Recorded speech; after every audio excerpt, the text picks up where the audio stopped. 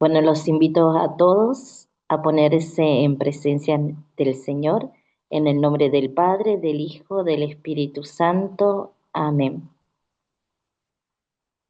En este momento le pedimos a María que nos permita ir adentro, en lo más profundo de nuestro corazón, y que podamos descubrir esa luz, ese destello de Dios que hay en cada uno de nosotros, de nosotras.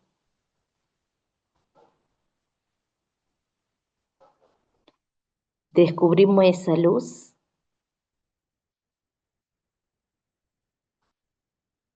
y nos abrazamos en esa presencia de sabernos luz para nosotros mismos y desde nosotros para los demás.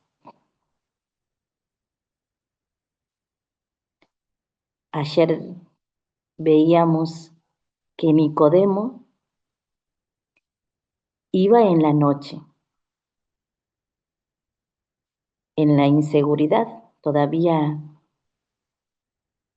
tenía miedo de mostrar que él creía, pero de seguro él también había descubierto esa luz que tenemos todos en nuestro interior. Desde el momento que nacemos, cada uno, cada una, somos ese destello de luz de Dios. Por eso, en esta luz, en este momento de sentirnos abrazados, abrazadas por la misericordia de Dios, los invito a poder decir libremente, el que pueda expresarlo, cuál es esa luz que cada uno tiene en su interior.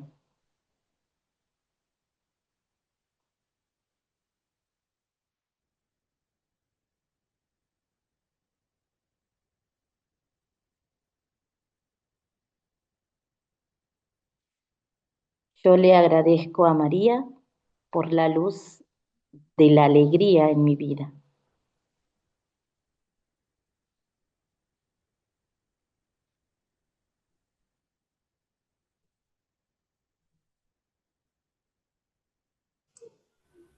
Yo tengo la luz Agradezco de a la María vida comunitaria y la alegría de compartir la vida con otros.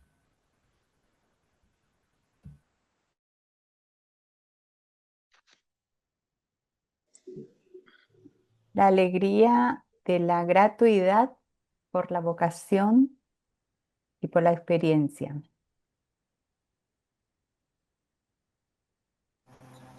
La luz de mi frágil y bendita humanidad.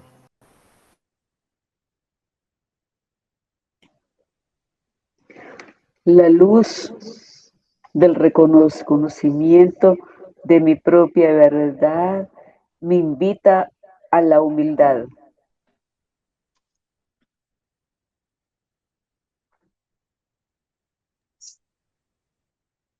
El amor y la solidaridad.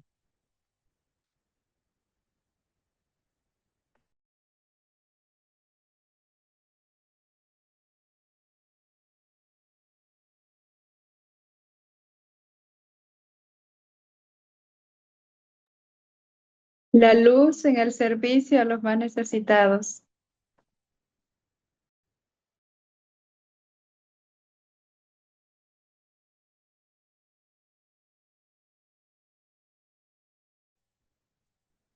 A luz da gratidão e esperança. Teniendo presente nuestra luz, la luz que cada uno tiene por la misma bondad y misericordia de Dios. Recordemos que somos amados, amadas, y que el Señor nos invita a seguir caminando.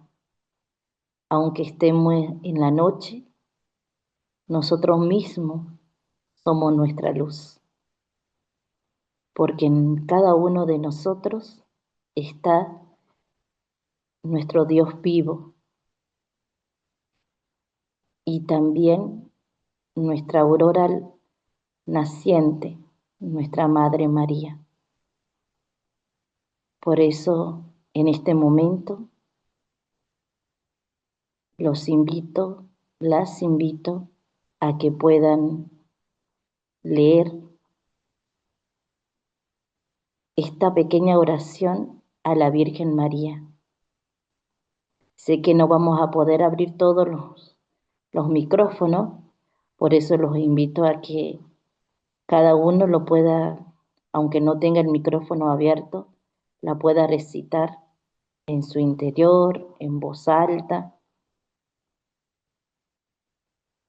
y ponernos en manos de nuestra Madre María. Virgen María, Madre de ternura y amor, a ti elevo mi corazón en este momento. Tú que conoces mis luchas, mis silencios, lléname de tu paz y cúbreme con tu manto sagrado. Enséñame a confiar en los planes de Dios, a aceptar con humildad lo que no entiendo y a caminar con fe incluso en medio de la prueba. Madre buena, intercede por mí y por mi familia. Guarda nuestro hogar y comunidad. Protege nuestros pasos y no permitas que nos alejemos jamás de tu Hijo Jesús. Amén. Que nuestra Madre, la Virgen María, y Jesús sigan acompañando nuestros caminos y que el Espíritu Santo nos dé la fuerza para seguir andando. En el nombre del Padre, del Hijo, del Espíritu Santo. Amén. Amén. Muchas gracias, Vero. Gracias por la oración que has preparado para iniciar este segundo día de curso. Ya saben, piensen ahora quién se puede ofrecer para mañana, así muy sencillito, muy breve, no más de 5 minutitos para hacer nuestra oración inicial. Después nos avisa. Ahora le vamos a dar la bienvenida a Fray Joao Ferreira, de la Orden de los Franciscanos Menores Capuchinos. Él es de Brasil y nos va a ayudar con el tema del ABC de la prevención. Así que le damos la bienvenida a Fray Joao. Les pedimos a todos los que son de habla española que por favor vayan a la opción interpretación y se pongan español para poder escucharlo. Muchas gracias. Ana Laura, una preguntita. ¿Y si Sí, yo tengo alguna duda o quiero preguntar algo, cómo hago? bien, para las personas que les vayan surgiendo preguntas o dudas acerca del tema, para no interrumpir al expositor, vamos a ir poniendo las preguntas en el chat. Y con hermana Lisette vamos a ir recolectando, ¿sí? Y luego del receso podemos darnos un tiempito para responder o durante estos mismos días de curso vamos a ir despejando con todos los que forman parte de la comisión de cuidado las preguntas que ustedes tengan. Gracias. Cuando empezamos ese tema de la prevención, es importante que nos podamos de acuerdo sobre los conceptos fundamentales y que también conozcamos un poco la historia de ese tema en la iglesia, porque puede pasar que por falta de esos elementos fundamentales, que utilicemos las mismas palabras, pero con sentidos distintos. Entonces, yo les invito a hacer esse caminho, um pouco de história, pero de compreensão do tema. Nós vamos fazer então esse percurso inicial da história do tema na igreja, para que estejamos todos sintonizados com os mesmos significados das palavras e dos conceitos fundamentais. Muito bem.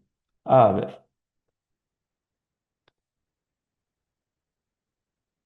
Es importante saber que este es un tema que en la iglesia nace canónico. Cuando empezamos este tema en la historia moderna de la Iglesia, aparece como un tema canónico, de un delito canónico que podríamos llamar solicitación en confesión. Ese era el nombre de este delito canónico ya en el siglo XVIII. Porque es importante saber que nace canónico, porque grande parte de las características de este tema hasta hoy, a veces en muchas partes, es como que fuera un tema de puro derecho canónico. Entonces, es importante saber que este nacimiento canónico del tema, de alguna manera, delimita los bordes de cómo se lo trata.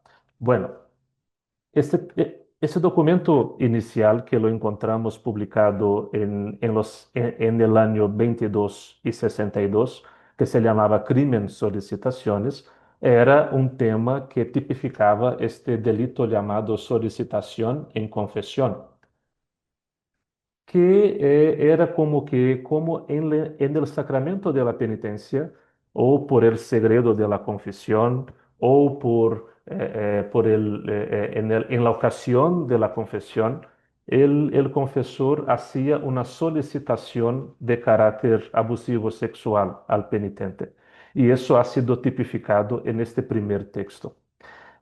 Pero también se hablaba en este tema de lo que se llamaba la época de crimen pésimo, que era la manera como se hablaba de homosexualidad. Mira que la manera como, cuando empezaba el siglo XX, se hablaba de la homosexualidad en la iglesia como crimen pésimo. Y las cosas que estaban junto a este crimen pésimo, incluso la relación sexual con niños y adolescentes. Entonces, el tema de crimen solicitaciones era, en primer lugar, el tema de la vulnerabilidad de personas adultas en la confesión. Pero se hablaba también de la relación con niños y adolescentes.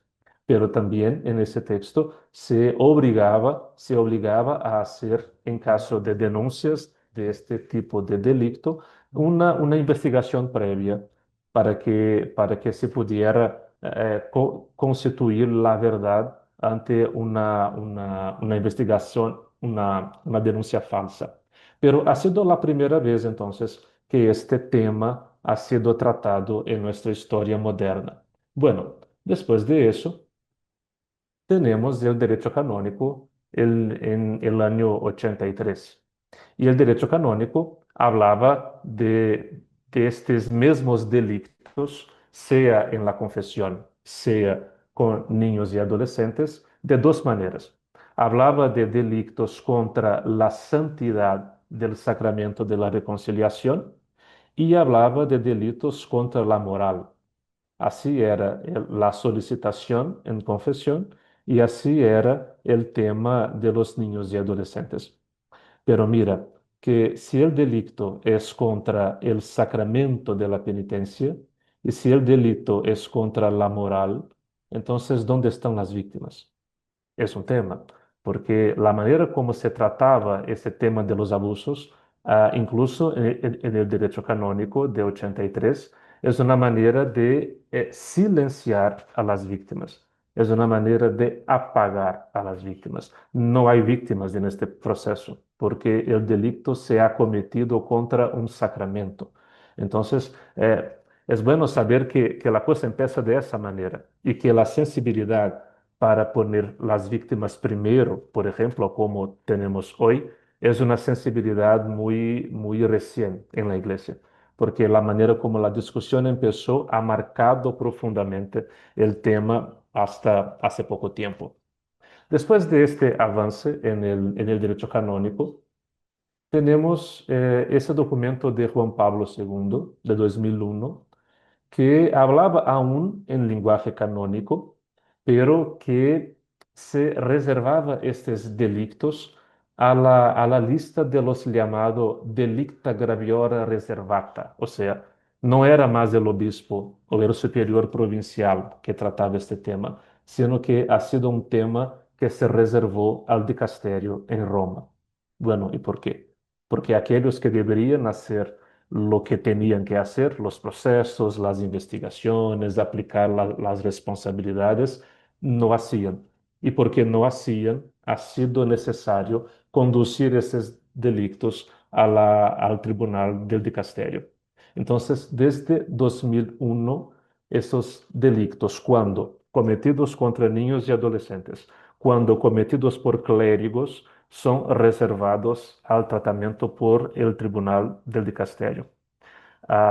Todos los pormenores canónicos, bueno, tenemos tiempo para hablar mañana con Daniel, que entiende mucho más de derecho canónico que yo, pero es importante saber que el hecho de llevar ese delito reservadamente a Roma es como que una confesión de que había mucha dificultad por parte de los obispos y de los superiores provinciales, superiores mayores, de hacer lo que tenían que hacer. Por eso los delitos son reservados al dicasterio. Se establecen las normas procesales de estos procesos y hay un énfasis en la responsabilización de la persona que comete el delito. Entonces se habla bastante de cómo penalizar, de cómo tratar el agresor. Pero mire, que no se habla aún de prevención, por ejemplo. Se habla de las consecuencias del delito, pero no se habla aún de lo que se puede hacer antes que el delito pase. Y esta manera de pensar después es aún una tendencia que tenemos hasta hoy. Casi siempre, cuando empezamos a hablar de este tema de la prevención, las preocupaciones y las dudas están a lo que pasa después, cómo tratar el tema después que la cosa ya pasó. Pero bueno, es como que una herencia de cómo el tema ha sido tratado en la iglesia. Pero llegamos a 2002 y 2002 tenemos lo que pasó en Boston. Y por cierto, bueno, son nuevas generaciones, tal vez muchos no se acuerdan bien porque eran demasiado niños cuando esas cosas pasaron en Boston, pero ha sido un escándalo muy grande. Y ha sido la primera vez en que la Iglesia, como Iglesia Universal, ha tenido que contestar a esta pregunta sobre el tema de los abusos. Porque hasta 2002 se trataba como un tema así como que un tema marginal, un tema secundario, un tema que se podía hablar o no, o que era de cosas que pasaban así demasiado puntualmente, de cosas que era como manzanas podridas de la iglesia. Pero desde Boston se cambia la comprensión para empezar a comprender el tema de los abusos como un tema estructural en la iglesia, como un tema que estructura las relaciones, como un tema que tiene raíces en la estructura misma de nuestra manera de ser iglesia. Y eso empieza a entrar en nuestra agenda de iglesia desde los eventos de Boston, desde 2002. Por eso, por ejemplo, en 2010, el Papa Benito XVI cambia un poquito las normas procesales de los delitos de abuso. Por ejemplo, se alarga el tiempo de prescripción de los delitos hasta 20 años después que la víctima se torna adulta. Entonces, si la víctima es un niño o un adolescente, se empieza a contar los 20 años después de su mayoría. Entonces, hasta los 18, entonces ahí se contan los 20 años, por ejemplo. Pero se insiste aún en la responsabilización personal del agresor. No se habla aún de una conciencia sistémica o institucional del tema. Entonces llegamos al pontificado de Francisco. Y en Francisco tenemos en 2016, por ejemplo, este documento llamado Como una madre amorosa, que hasta hoy en la página en la página web de la Santa Sé está solamente en inglés e italiano. no está traducido a todas las lenguas modernas. ¿Por qué será, no? Pero bueno, es un documento que habla por primera vez de la posibilidad de que un obispo o un superior provincial, una superiora, pueda perder su oficio, su cargo, por negligencia. Entonces, es una manera de forzar que los superiores y que los obispos hagan lo que tienen que hacer en este tema. Mira cuánto esfuerzo para empezar a cambiar una mentalidad que no se puede mirar, que no se puede ver y hacer que no pasa nada, que no se puede fingir que no pasa nada. Hay que responsabilizarse, llamar a la iglesia a la responsabilidad. Y eso empieza con Francisco en este texto llamado como una madre amorosa. Y llegamos a los textos tan importantes que son, bueno, que nacen de este momento. Cuando nace la Pontificia Comisión Tutela Minor, que es de Francisco, y cuando Francisco va al Perú y a Chile al final de 2017 y cuando empezaba 2018. La visita, muchos, por cierto, no nos acordamos de eso, que Francisco ha sido rechazado fuertemente en Chile y en Perú en este momento por todo lo que pasaba ahí. Y esta reacción de esta visita ha impactado mucho a Francisco. Tanto que cuando vuelve a Roma, Francisco envía una carta a la Iglesia de Chile, carta al pueblo de Dios que peregrina en Chile en marzo de 2018 y en agosto de 2018 envía una carta a toda la Iglesia llamada Carta al Pueblo de Dios de 20 de agosto de 2028. Y esta carta este es su primer párrafo. Y este primer párrafo tiene como que toda la gramática que utilizamos hasta hoy para el tema de los abusos. Mira, empieza Francisco. Un miembro sufre, todos los miembros sufren con él. Parece obvio, ¿no? Es demasiado evidente, pero no era.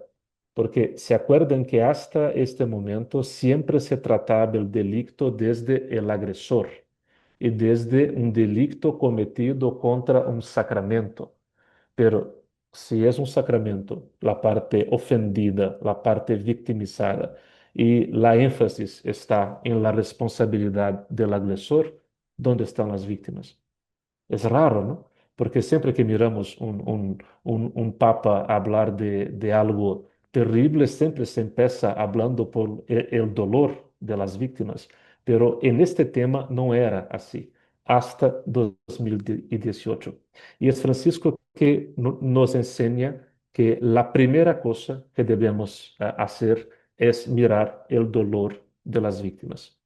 Estas palabras de San Pablo resuenan con fuerza en mi corazón al constatar una vez más el sufrimiento vivido por muchos menores. Y Francisco admite que son muchos. No es un número pequeño que se puede, como se decía, ¿no? En la época se decía, esto pasa tan poco que no es necesario hacer tanto ruido con eso. Bueno, hay sí que hacer ruido, aunque fuera una víctima, pero no, son muchos menores. Y sigue el Papa, por causa de abusos sexuales, de poder y de conciencia. Y esta tríplice nomeación de los abusos que hasta hoy utilizamos, sabiendo que en verdad los abusos son muchos y de muchos tipos, pero es la primera vez en un documento de iglesia que tratamos los temas con este nombre de abusos y que no son solamente sexuales, son de poder, tiene también la manipulación de la conciencia. A quienes digan que en la iglesia todo abuso es en primer lugar un abuso de poder.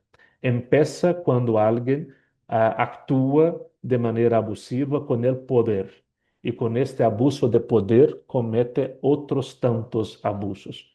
Entonces, abusos sexuales, abusos de poder y abusos de conciencia no son como que un límite que los abusos son solamente estos tipos. pero es una señal que los abusos son muchos y que siempre tendrán a ver con el poder y con la manipulación de la conciencia de aquel que confía en las personas de iglesia. Y por eso se llega a los abusos sexuales, que han sido cometidos por un número notable de clérigos y de personas consagradas. Mira, un número notable, no es un número pequeño, no es un número que casi no existe, no, es un número notable, un número grande.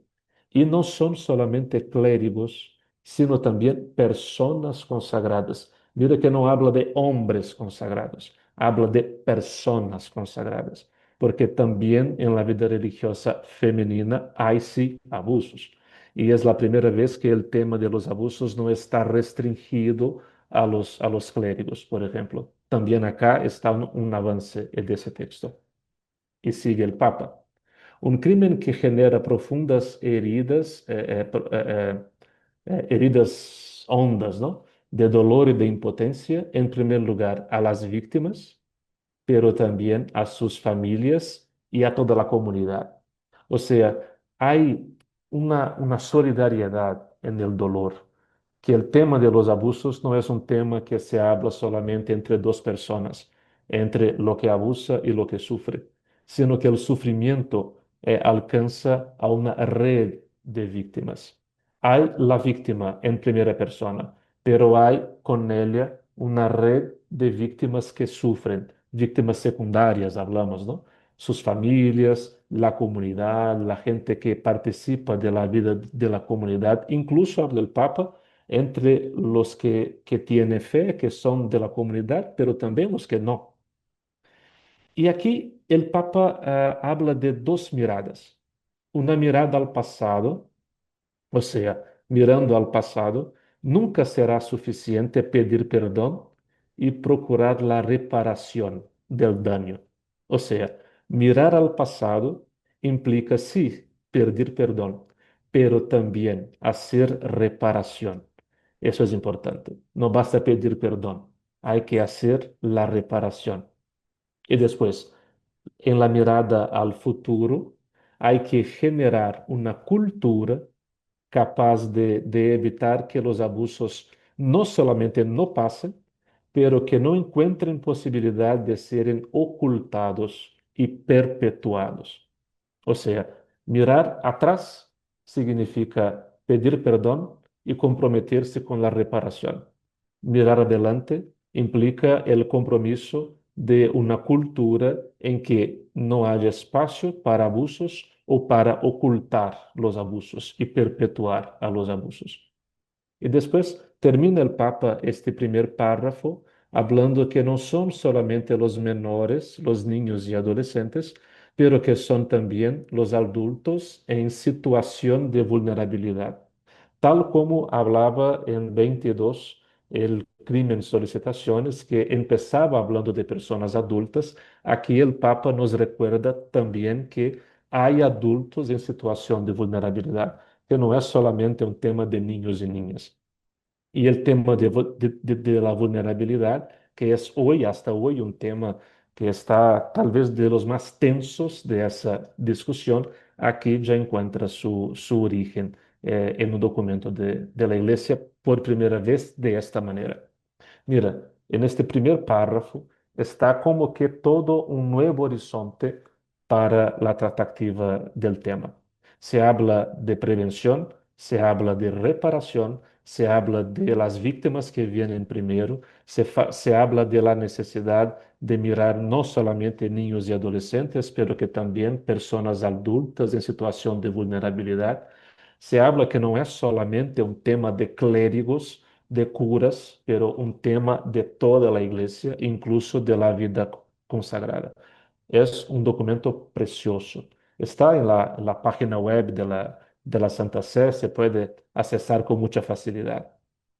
Después hay este documento también muy importante, Vos Estes Lux Mundi, que por toda parte se tornó la referencia de lo que hacer cuando pasan los abusos. Entonces se alargan los conceptos de los delitos, se habla de lo que son los adultos vulnerables y es muy interesante porque la vulnerabilidad aquí no es solamente una cosa que la persona tiene en sí misma, pero que puede ser una situación mismo provisoria, mismo por poco tiempo.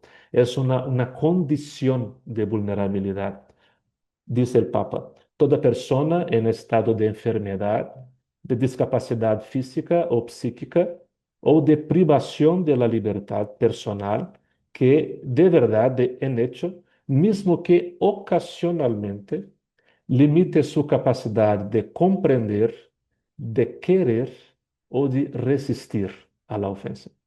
O sea, una libertad personal comprometida que mismo a veces tenga una limitación verdadera en la capacidad de comprender, de querer o de resistir. O sea, vulnerables pueden ser todos nosotros, podemos ser todos en ciertas situaciones. O sea, no es solamente un tema de discapacidad, por ejemplo. No es só un tema de deficiencia en portugués. Es un tema de relaciones. Es un tema de asimetrías de relaciones. Y que puede pasar que una persona que no se reconoce vulnerable se descubra vulnerable en situaciones específicas. Es un alargamiento, un agrandamiento del concepto muy importante.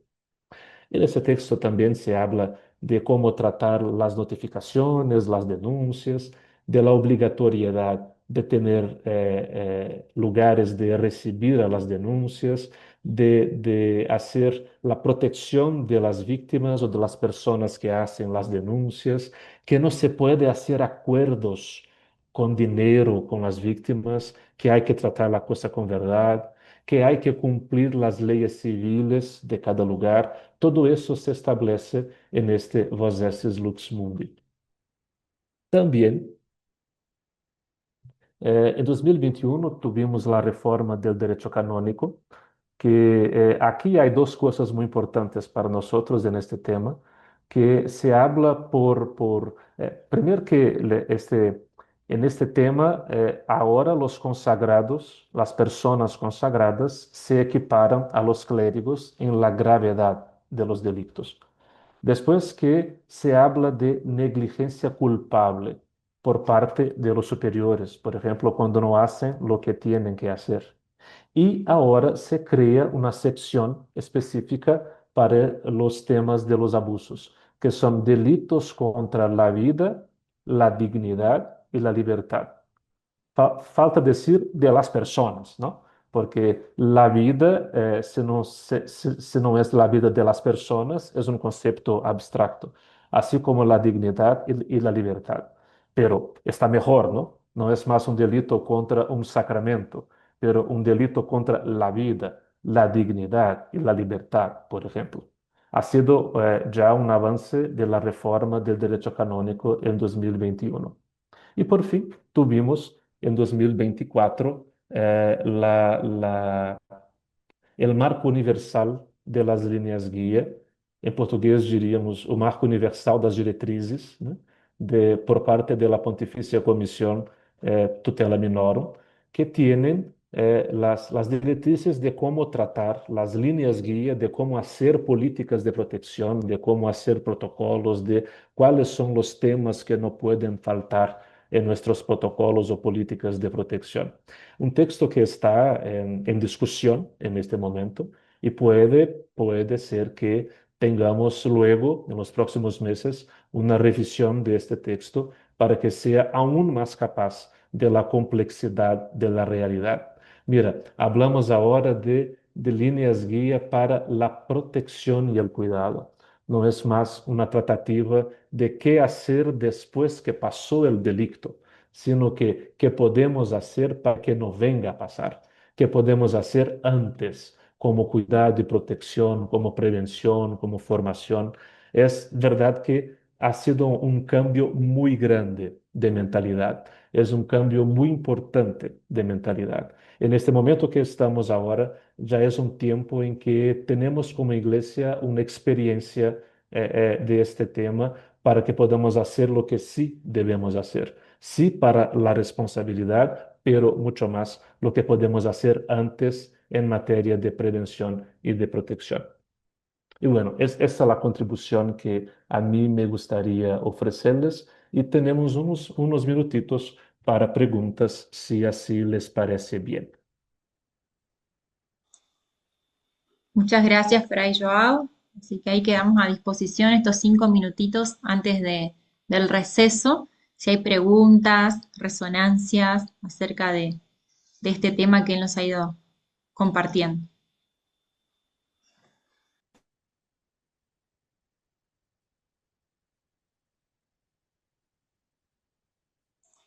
Pueden levantar la mano o activar su micrófono, no hay problema.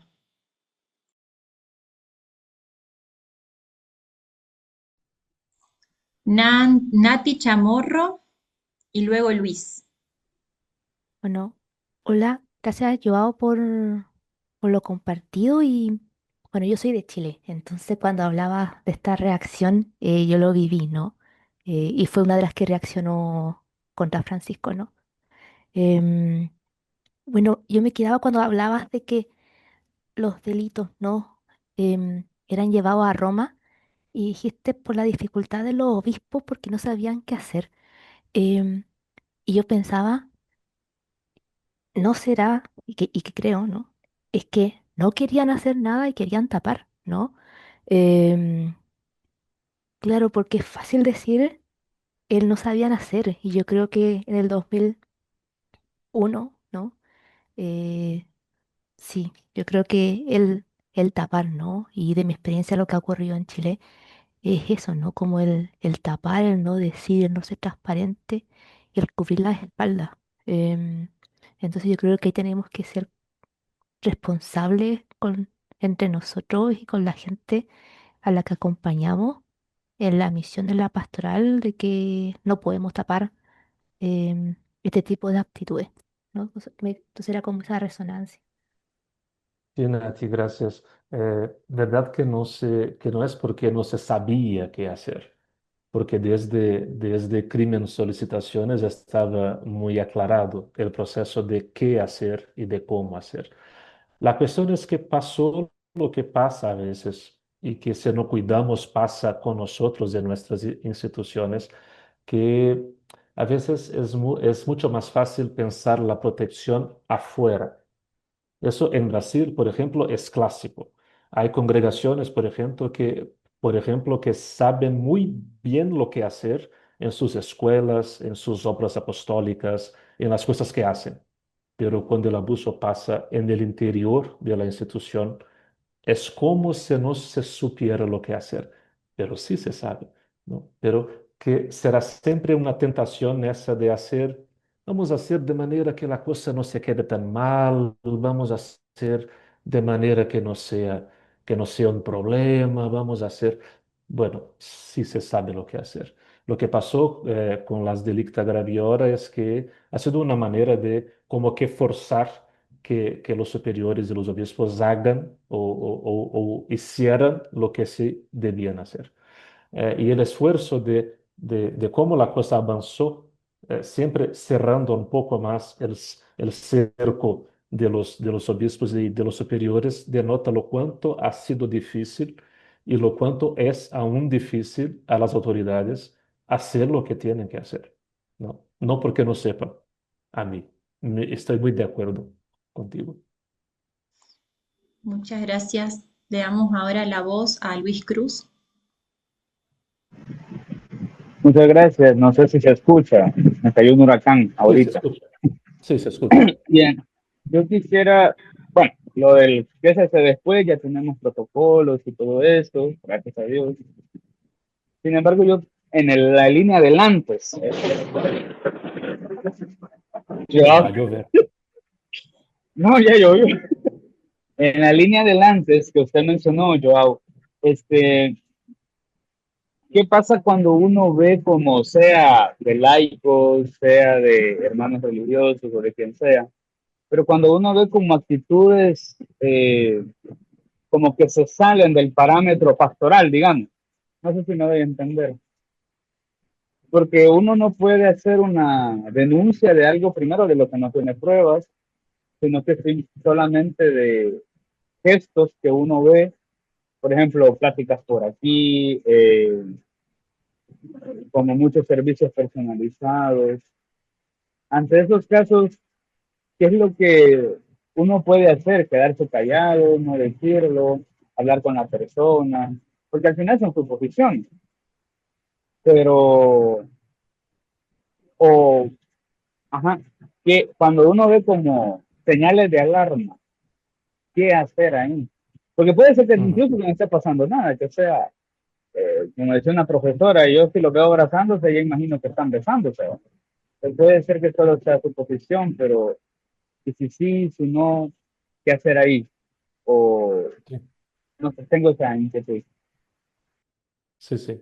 Mira, Luiz, se compreende português, não? Luiz pergunta o que fazer quando se vê indícios, mas não se tem provas, não se tem certeza, né? O que fazemos aí? Mira, Luis, la instrucción es que si alguien tiene noticia de que pasa algo, si alguien tiene la desconfianza que pasa algo, sí debe comunicar. Y la comunicación puede ser de varias maneras.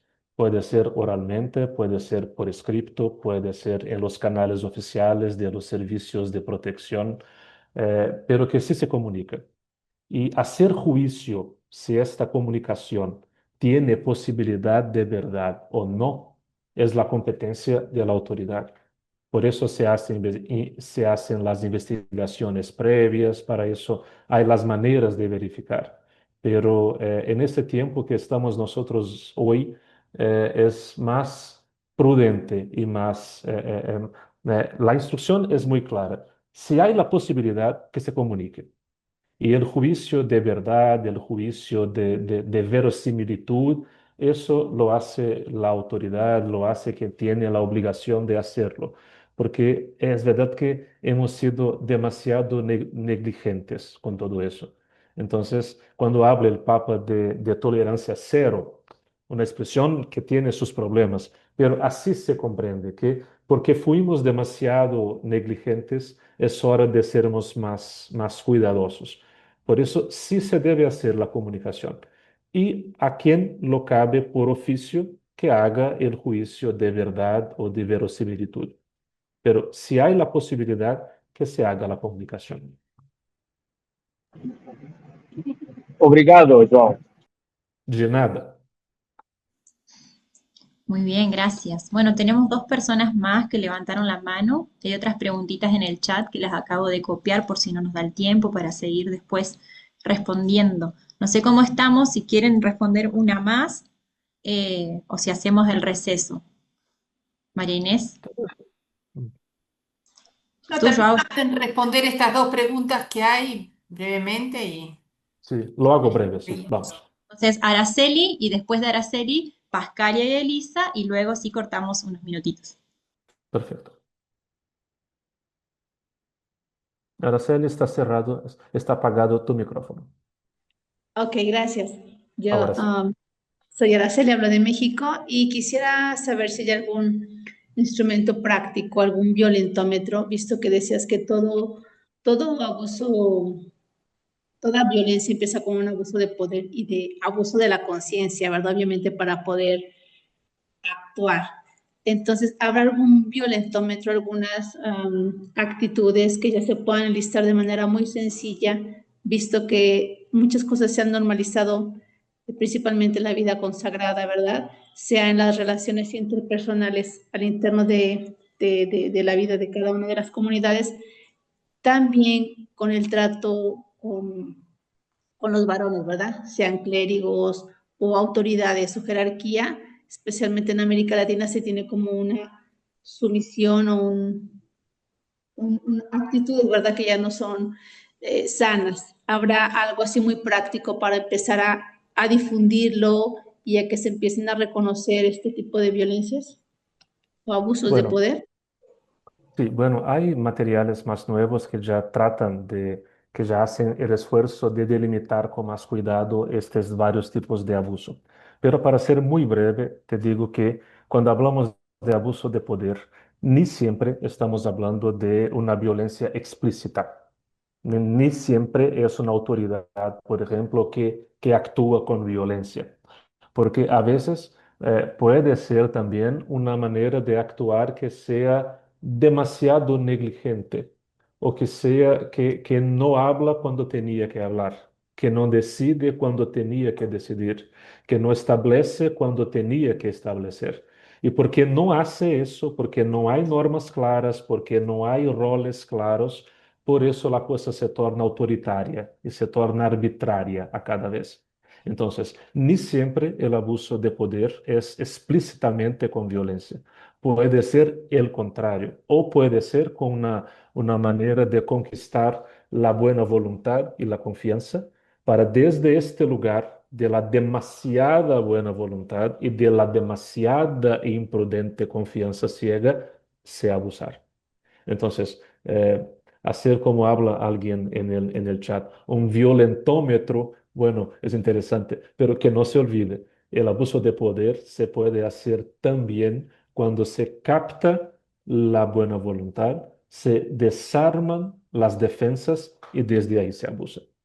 Es más sutil a veces. Gracias. Muchas gracias, Araceli. Ahora sí, Pascalia y Elisa, por favor, reactiven su audio.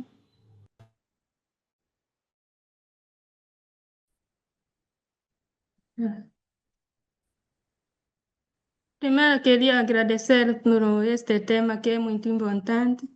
Minha pergunta queria saber como a igreja ajudou os que foram prejudicados e que medida tomou para proteger este visto neste tempo, especialmente este tempo de hoje, que é muito difícil. Bom, Pascal e Elisa, vocês são de língua portuguesa, verdade? Sim, sim. Nós fizemos um caminho imenso como igreja, já. Nós temos caminhado bastante no sentido de, sim, admitir que os abusos existem, de, sim, colocar as vítimas, ao menos nas legislações, em primeiro lugar, de, sim, compreender que as formas de abuso são muitas e são sutis. Ainda demos poucos passos na valorização da reparação, por exemplo, para reparar o dano causado.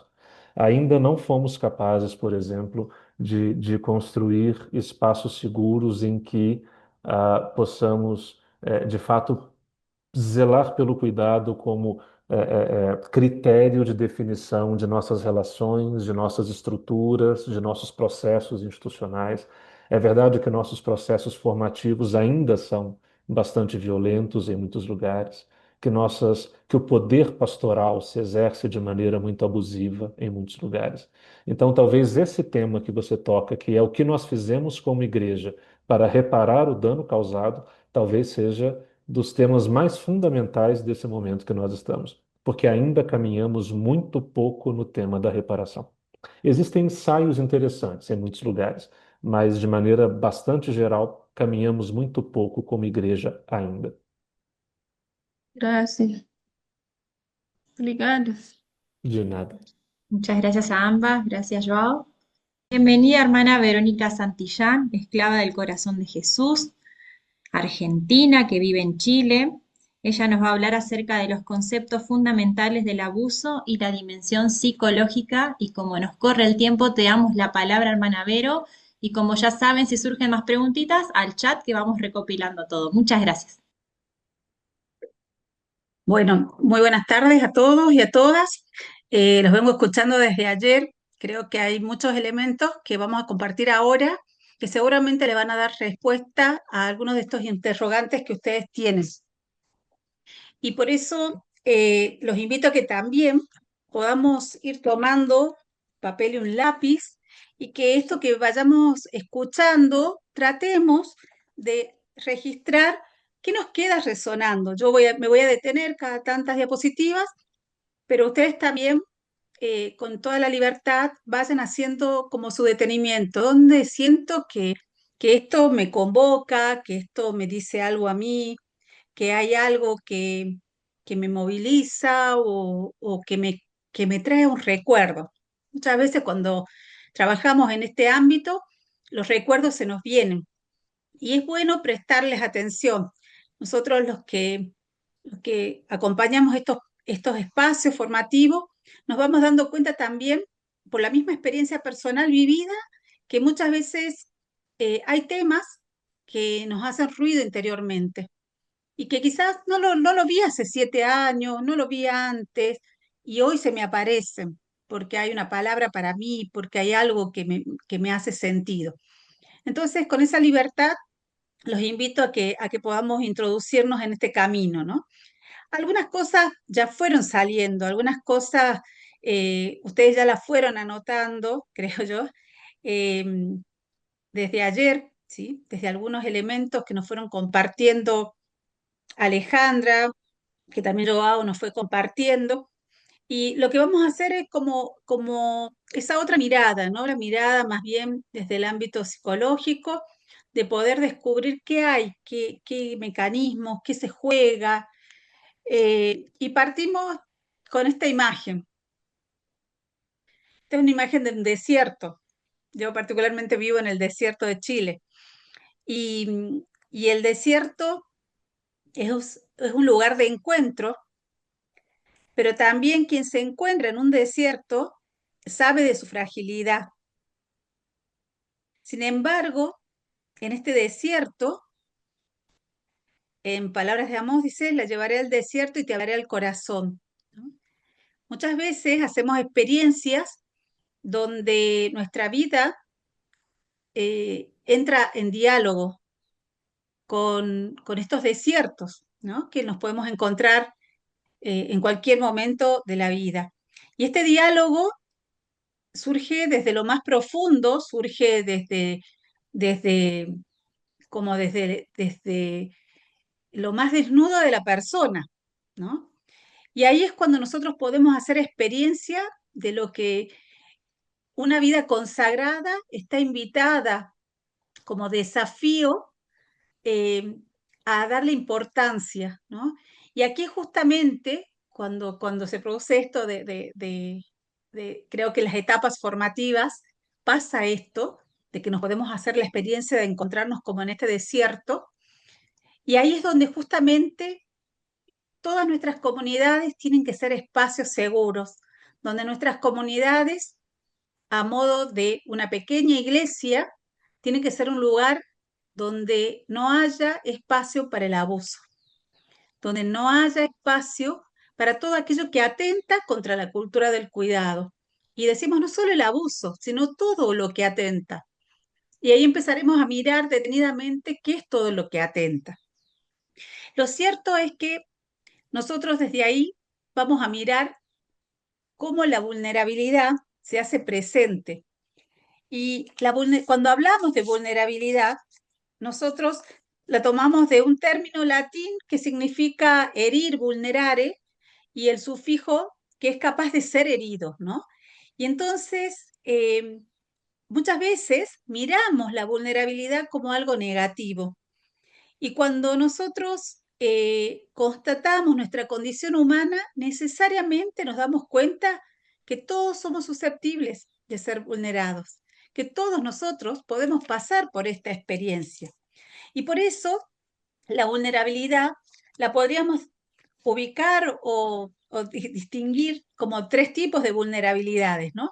Por un lado, una vulnerabilidad ontológica que nos recuerda que no existe una autonomía absoluta, ¿sí? Siempre vamos a estar necesitando de los otros. Siempre va a haber algo que nos va a quedar, como dependiendo de algo, ¿no? Después existe la vulnerabilidad circunstancial, que muchas veces nosotros cuando hablamos de vulnerabilidad usamos desde esta terminología, desde los contextos sociales, y que puede haber situaciones o experiencias que pueden intensificar más la fragilidad, ¿no?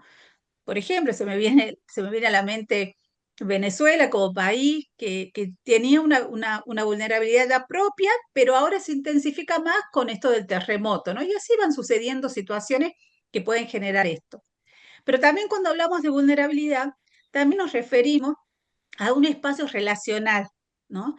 Donde se puede evidenciar cuando hay una estructura de poder y donde los discursos culturales a veces pueden convertir al otro en vulnerable, ¿no? No solamente que podemos nosotros por nuestra naturaleza ser vulnerados, sino que también puede darse en el contexto eso mismo, ¿no? Quiero sacar la barrita, voy a correrle, a checar la cámara, está acá. Por lo tanto, cuando hablamos de vulnerabilidad, no hablamos de los otros que son vulnerables, hablamos de nosotros, que también somos vulnerables. Y por lo tanto existe una vulnerabilidad personal, ¿sí?, que tendrá que ver muchas veces con la historia personal de cada uno. Y en esta historia puede darse que por naturaleza tenga una condición de vulnerabilidad. Pensar en una persona que sufre alguna discapacidad, alguna necesidad especial, digamos así, de manera permanente, hace que ya de por sí podamos ubicarla dentro del plano de la vulnerabilidad. Pero también esta vulnerabilidad personal va ligada a procesos personales que podemos atravesar. Procesos personales como crisis, como acontecimientos dolorosos, como atravesar un duelo, como atravesar el que una familia se desprenda porque otros salen a buscar nuevos horizontes en otro lugar, como la pérdida de un ser querido, como la pérdida de una posición social en la que la persona pudo haber estado y estaba muy pegada a esto y queda desprotegida totalmente, pero no solamente de lo material, sino de todo lo que le daba esas seguridades. Puede haber una vulnerabilidad personal también por la opción de vida, ¿sí?, por haber elegido un camino. Cuando uno ingresa, particularmente nosotros que somos consagrados, cuando ingresamos a la vida consagrada, entramos en un proceso de vulnerabilidad, porque justamente ahí vamos aprendiendo este nuevo modo de vivir, este nuevo modo de ser bautizado, de ser cristiano, de poder entregarme, y nos ponemos en disponibilidad y en docilidad para esto, ¿no? Pero de alguna forma también nos hace ser vulnerables. Entonces, cuando nosotros miramos desde esta perspectiva, nos vamos dando cuenta que el término de vulnerabilidad no es para algunos, es para todos, ¿no? Somos de barro, somos frágiles, pero somos vasijas de barro que están en las manos de un gran alfarero.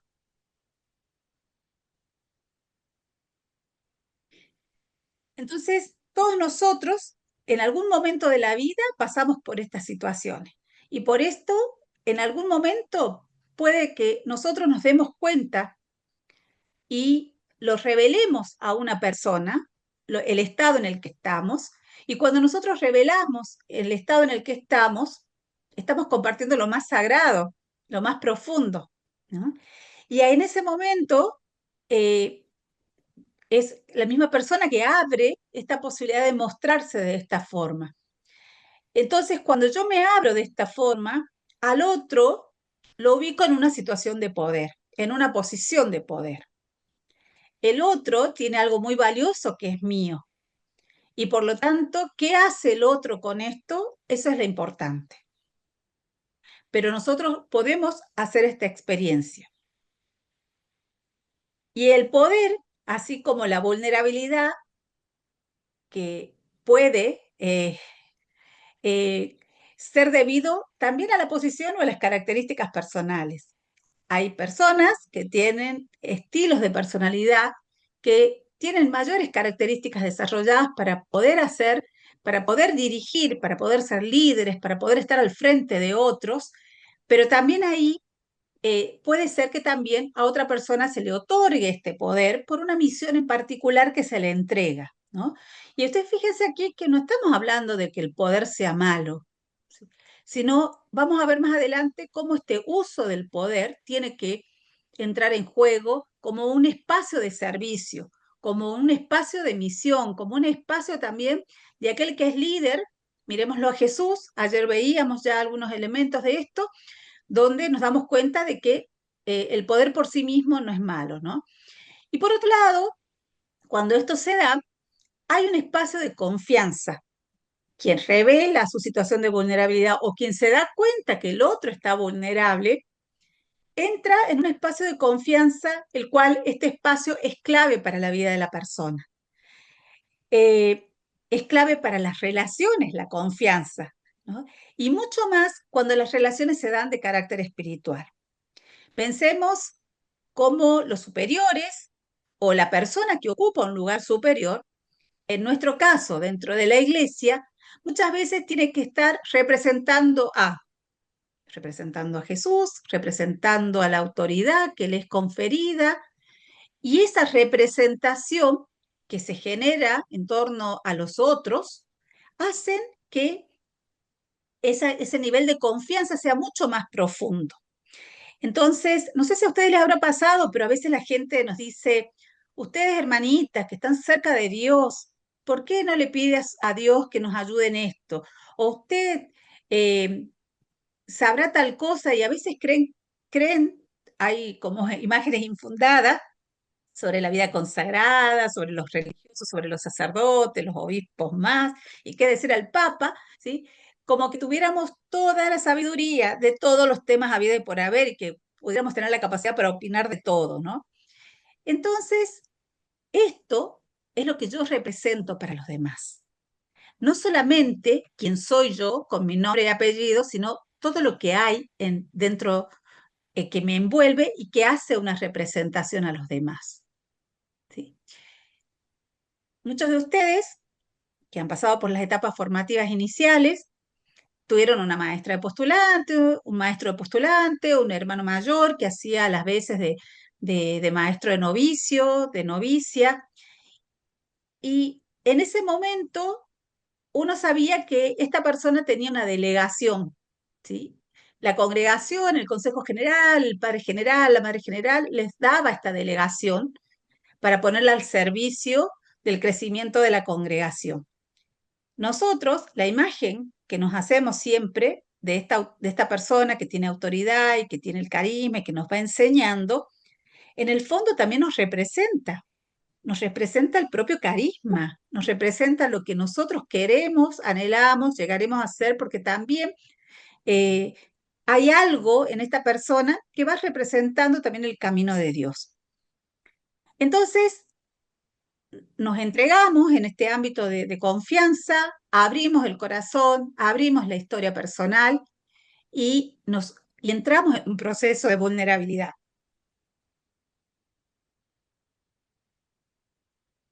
Por lo tanto, cuanto mayor nos encontremos en la simetría, en la relación, mayor será la capacidad de dañar si se abusa, pero también mayor es la responsabilidad que estas personas tienen de cuidado y protección. Ustedes mismos están al frente de una catequesis, capaz que están al frente de un hogar de niños, en una misión, aunque no sean la superiora o el superior de la comunidad, ustedes ya representan algo. Entonces es muy bueno preguntarnos, esto que yo voy siendo, en el camino que voy andando, lo que yo voy representando, ¿tengo esta capacidad de responsabilidad, de cuidado, de protección con los otros? ¿Me doy cuenta cuando mis relaciones asimétricas pueden hacerle daño a los demás? Esto nos puede pasar a todos y por lo tanto, lo importante aquí es que todos tengamos la capacidad de atención, de mirar, de darnos cuenta, de que si hicimos mal, podamos volver al camino, ¿no? Por eso la simetría en una relación, por razón de la edad, puede resultar obvia, ¿no? Muchas veces cuando tenemos con los niños, pero a veces es difícil encontrar esta obviedad, digamos así, cuando las asimetrías se van convirtiendo entre adultos. ¿Cómo reconocemos estos espacios entre adultos? Y cuando una de las partes se deja en situación de vulnerabilidad. Lo digo esto ¿por qué? Porque cuando nosotros encontramos los casos de abusos entre adultos y niños o adultos adolescentes, adultos y jóvenes, es muy fácil como darnos cuenta. Pero ¿qué sucede o cómo le ponemos nombre cuando esto sucede dentro de los ámbitos de adultos? ¿Sí? Todos ustedes son adultos, todos nosotros somos adultos, y por lo tanto cuando estos acontecimientos van sucediendo en ámbitos de adultos, ¿cómo los miramos? ¿Sí? ¿Qué connotación le damos? ¿Qué nombre le ponemos? Un minuto para hacer contacto con nosotros mismos, para escribir. Todavía no vamos a poner nada en el chat, vamos a dejar para el final. Esto es para cada uno. ¿Qué interrogantes van surgiendo? ¿Qué me va pasando? ¿Qué recuerdos me trae?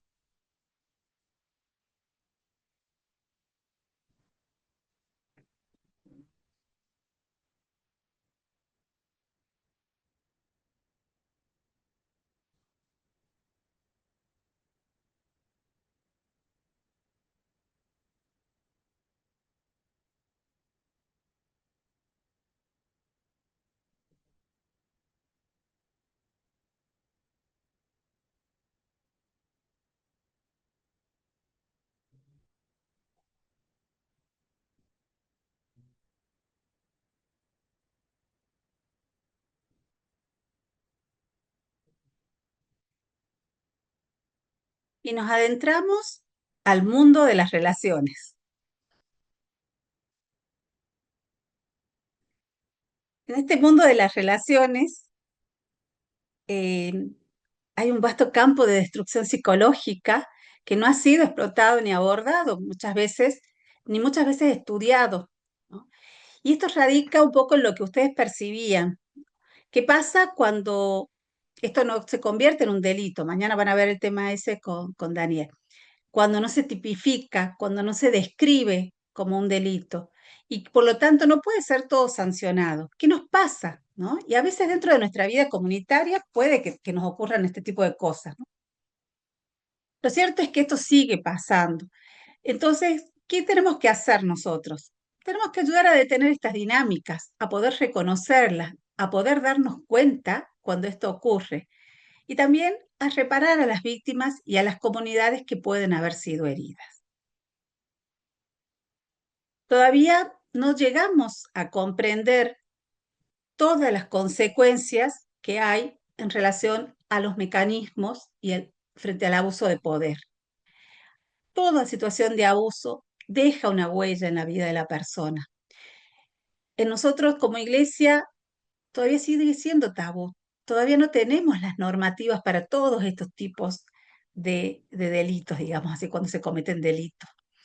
Y entonces se van dando pasos, pero todavía los pasos no llegan a ser todos los que quisiéramos a nivel de normativas. Entonces esto nos implica a nosotros que tenemos que hacer un movimiento, que nosotros tenemos que impulsar este cambio cultural para que esto no siga ocurriendo. Y si no hay norma que hoy que lo pueda tipificar, hay criterios evangélicos que nos rigen, ¿no? Y entonces, por lo tanto, no deberían ser tabú en la iglesia. Lo cierto es que muchas veces hemos tenido una obediencia ciega y también estructuras poco sanas de poder a todo nivel dentro de la iglesia.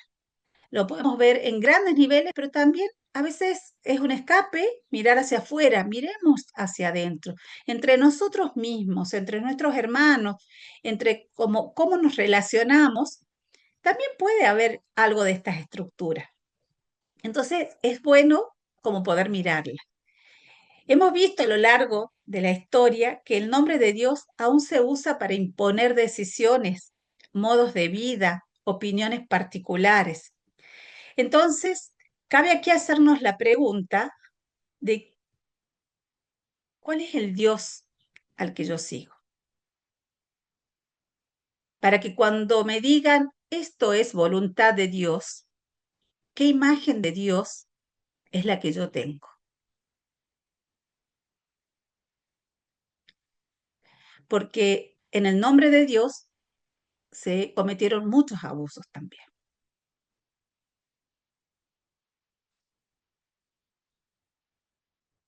Vamos a mirar ahora algunas características de las asimetrías saludables, ¿sí? La Comisión Pontificia, en los lineamientos para la cultura del cuidado, decía que las relaciones pastorales requieren reconocer que hay asimetría, ¿sí? Y para evitar estas manipulaciones y las dependencias dañina, necesitamos saber que esto se puede dar, que toda autoridad debe orientarse al servicio del otro y no a su dominación. Cuando nosotros nos encontramos con estas asimetrías saludables, es cuando nosotros podemos darnos cuenta de que los roles, que los saberes, que las funciones pueden ser distintas. Que no necesariamente porque alguien tenga que tener la autoridad o la posibilidad de organizar una comunidad, tenga que generar el abuso, ¿no? O tenga que generar espacios de desigualdad, sino justamente lo contrario. A veces los animadores o los líderes de una comunidad tienen que ponerse al servicio del crecimiento del otro, de la protección y también del desarrollo del otro. Estas asimetrías no son patológicas, no por sí mismas, sino que aquí es el uso que nosotros podemos darle a estas asimetrías. ¿Y qué hacemos nosotros cuando nos toca ubicarnos en la otra posición? Entonces, siempre necesitaremos personas que nos ayuden a organizar, necesitaremos tener responsabilidades compartidas, necesitaremos tener como clave la dignidad presente del otro. Cuando miramos el poder, cuando se hace abuso del poder, es justamente cuando no tuvimos en cuenta todo lo otro, ¿no? Y estas relaciones humanas están presentes en todos los ámbitos, a veces en las familias, en los trabajos, en las actividades voluntarias, en las pastorales, en las espirituales, siempre nos vamos a encontrar en este mundo de relaciones. Pero ahí justamente tenemos que ver cómo, tenemos que ver que no me funcione la presentación. Espérenme un poquitito, que tuve...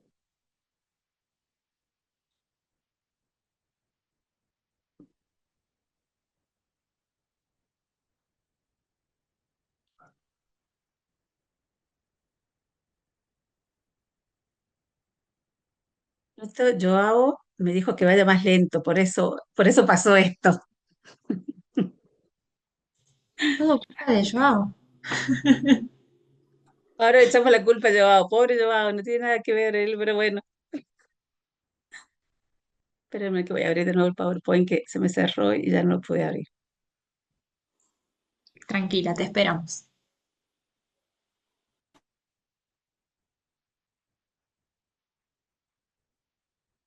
A mí se me venía a la mente un ejemplo muy simple, ¿no? Mientras voy buscando la diapositiva en la que quedé. Se me venía un ejemplo muy simple. Un coro de la parroquia, ¿no? No sé por qué se me viene el coro, se me viene el coro de la parroquia, pero ¿cuántas veces los que están en los coros, y no es porque yo no sepa cantar, no solamente, sino porque yo digo, cuando nosotros pensamos en este tema del poder, a veces pensamos en la madre general, en el padre general de la orden. No, pensemos en nosotros, ¿no? Y cómo, por ejemplo, no sé, yo toco la guitarra y me toca a mí preparar los cantos, yo preparo lo que a mí me gusta. Y a veces yo hago que mi grupo de hermanas tenga que cantar lo que a mí me gusta, ¿no? Entonces, fíjense, desde estas cosas muy sutiles, desde estas cosas que, no sé, quién llegó primero al baño, si tenemos pocos baños en la casa, quién llegó primero al baño, eh, desde estas cosas muy simples de la vida cotidiana en la que nosotros nos movemos, ahí también darnos cuenta cuando estas dinámicas están apareciendo y cuando estas dinámicas se pueden hacer presentes, no para ayudar, sino muchas veces para generar espacios en los cuales terminamos generando estos roces, estas fricciones que no las hablamos, que no las dialogamos, que no las aclaramos y van hiriéndonos, ¿no?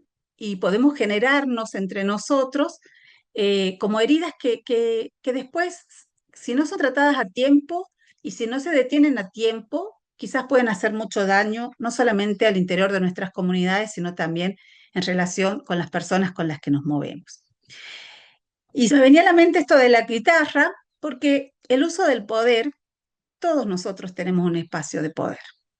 Busquémoslo, ¿sí? Pero todos tenemos un espacio de poder. Entonces es bueno plantearnos cuando en estos espacios de poder se dan algunos de estos tipos de jerarquía. Todos tenemos algo de dominio y algo de actualización. No hay alguien que esté purito de actualización porque ya no tendría que estar acá, ya tendría que estar partiendo, entonces estamos todos como en esta zona. Cuando las jerarquías de dominio se dan es cuando se valora la sumisión y el sometimiento. En cambio, si hay una jerarquía de actualización, lo que se busca es el compromiso, es buscar el desarrollo de la persona. Las jerarquías de dominio sostienen la obediencia irreflexiva. Las constituciones lo dicen, basta con eso, no tenemos que pensarlo, no. En las jerarquías de actualización se sostiene el respeto. Yo puedo decir o preguntar o manifestar algo frente a una situación donde se juega la obediencia, el voto de obediencia para nosotros particularmente, puedo preguntar, puedo abrir el espacio del discernimiento, puedo pedir un momento para yo rezarlo, reflexionarlo, ver si por acá también pasa esto. Cuando se tiene que hacer porque sí nomás, ojo con eso, ¿no? Las jerarquías de dominio otorgan poco espacio al cuestionamiento, a la reflexión, a la crítica. Y creo que ustedes tienen una característica, las nuevas generaciones, de que son bien críticos, ¿no? Entonces, esta capacidad de crítica que los lleve también a la reflexión y que los lleve a cuestionar cuando veo que hay algo que no está bien. Si eso tengo una explicación, si al contrario se promueve disentir, se promueve cuestionarse, se promueve la reflexión, ahí me encuentro en otro espacio más seguro. ¿Y cómo me doy cuenta si hay una jerarquía de dominio? Porque tienden a infantilizar. Mientras que la jerarquía de actualización buscan tu crecimiento, buscan el crecimiento de los demás. Es fácil ser infante porque no me hago cargo, porque no soy responsable, entonces puedo echarle culpa al otro. También puedo yo generar ese infantilismo, también yo puedo generar que el otro actúe de esta forma. Entonces es importante como esto, ¿no? Poder decir, he crecido, estoy creciendo, mi forma de trabajar con los otros impulsa también el crecimiento. Entonces, esto, miren, en cosas muy simples, aplíquenselo, porque cuando empezamos a mirar esto y nos revisamos a nosotros mismos, a veces nos podemos pillar en cosas tan simples donde quizás hemos respondido de esta forma, ¿no? Y no desde una jerarquía que busca actualizarse, que va en constante movimiento. ¿Qué es el abuso del poder? Esto ocurre cuando en el uso de la autoridad conferida por la Iglesia se va más allá de una relación electoral adecuada, normal, de límites. Para que haya abuso, tiene que haber de parte de la persona que ejerce el poder algún beneficio que saca para sí misma frente a esto. Yo les decía que hay una dificultad para tipificar muchas de las faltas de abusos de autoridad. Y la manipulación muchas veces viene disfrazada de obediencia. Entonces, ayer Alejandra les decía este concepto de la confianza lúcida, ¿no? Justamente aquí necesitamos la lucidez para poder darnos cuenta qué es lo que va sucediendo. El padre Zamorano, en su libro, daba algunas características de los contextos abusivos. Y entonces, para poder mirar esto, ¿no? Entonces dice, cuando hay una excesiva rigidez o cuando hay una intransigencia, como una actitud permanente, ojo, mire, confianza lúcida. Cuando no se abre al diálogo, cuando es algo cerrado, cuando no hay discernimiento comunitario, ojo. Cuando las decisiones ya están cocinadas, ¿sí? Ya vienen listas por uno o por otro círculo, ahí tengo que tener cuidado. A veces las decisiones se imponen sin explicitar las motivaciones y las razones. Porque yo lo digo, porque siempre ha sido así, ¿no? Yo creo que ahora esto debe ser como muy fuerte cuando a ustedes les toca compartir por ahí en distintos países, con distintas culturas. También ahí nos podemos ir dando cuenta, ¿no? Qué flexibilidad tenemos o cuándo se impone una decisión, ¿no? En los modos de hacer las cosas, en los modos desde nuestras culturas que son diferentes, también es eso que puede ser una riqueza cultural, como tal vez en algún momento puede ser que alguna cultura se imponga más que otra, ¿no? Fíjense ustedes cómo esto puede ser tan sutil. Y ante las resistencias, se suele decir que el problema eres tú, ¿no? Que tú tienes el problema de autoridad, que no te acomoda, que siempre hay algo contigo, que lo hiciste así en la otra casa, que ya pasó. Entonces, esto mirarlo con detención. Cuando hay una excesiva cantidad de normas y se apaga el espíritu, ¿no? Y cuando hay ese moralismo recurrente, pero también incongruente, porque uno ve que en esto es esta forma, pero en aquello se afloja, ¿no? Entonces hay como esto. Cuando el disenso se percibe como falta de fidelidad o traición. Y en esto valoro el proceso sinodal porque nos dicen recojan el disenso. No solamente el consenso, sino recojan el disenso, porque ahí puede haber algo de verdad. El padre Hans Zollner, que es un grande en esta temática, él nos decía, cuando los círculos eclesiales se cierran y se demonizan los debates públicos, el riesgo del abuso se eleva exponencialmente. Y acá voy a traer un recuerdo de alguna religiosa que me supo decir, es que nosotros, en nuestra congregación, nos hacían ver que todo lo de afuera era pecaminoso, que las mujeres se vestían de esta forma, que las mujeres estaban así. Entonces, constantemente era la comparación del mundo de afuera con lo que pasaba dentro del, voy a decir convento para hacerlo exagerado, con todo lo que pasaba en el convento, ¿no? Entonces, esta mirada hacia lo externo, esta mirada hacia la sociedad, cuando pareciera que fuera todo lo que está en la sociedad está malo, cuando no hay valores, como que pareciera que todo fuera pecado, lo que está ocurriendo. Y esto es la salvación. Acá está la santidad. Inclusive, usar esta misma afirmación para hablar de otras congregaciones que están muy relajadas, que en qué va a terminar esto, para hablar de sacerdotes, para hablar de diócesis también, y terminar creyendo que lo mejor que hay en la iglesia somos nosotros. ¿Sí? Entonces, esa demonización de los debates públicos corre el riesgo de una situación abusiva. No se permite la crítica, la confrontación y mucho menos la corrección fraterna, porque hay una sola persona, un par o dos, tres, que dirigen y que dicen y que te pueden corregir, pero no los otros hermanos con los que viven uno, ni tampoco podemos hacer esta corrección fraterna a los otros. Suele haber una excesiva concentración de poderes, a veces generando conflictos de roles, entonces el que es superior al mismo tiempo es ecónomo, es formador, acompañante espiritual, entonces no hay claridad en el tema de los roles. Otro paso, abuso psicológico. Es la capacidad que hay para poder forzar a la otra persona para actuar de una manera prescrita. Y todo esto produce un sentimiento de dominio y de superioridad. Cuando se da este sentimiento que la persona hace como de ser una poca cosa, como ser muy pequeña, pero no una pequeña desde la humildad, desde el camino espiritual que puedo hacer, sino cuando eso me afecta en todos los ámbitos, ¿sí? Tengo que pensar qué puede estar sucediendo con esto. El abuso de conciencia, por su lado, es una forma de poder. Todas estas situaciones de abuso dan por hecho que primero hubo un abuso de poder para que se puedan seguir dando los abusos, los distintos tipos de abuso.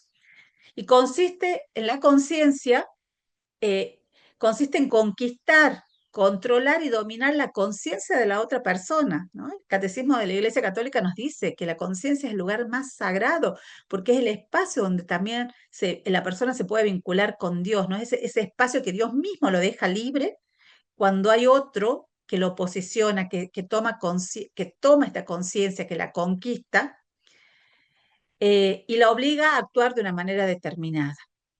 Esto es un comportamiento realizado de forma sistemática, ¿sí? ¿Cuándo me doy cuenta? Cuando sistemáticamente, repetitivamente se va dando, ¿sí?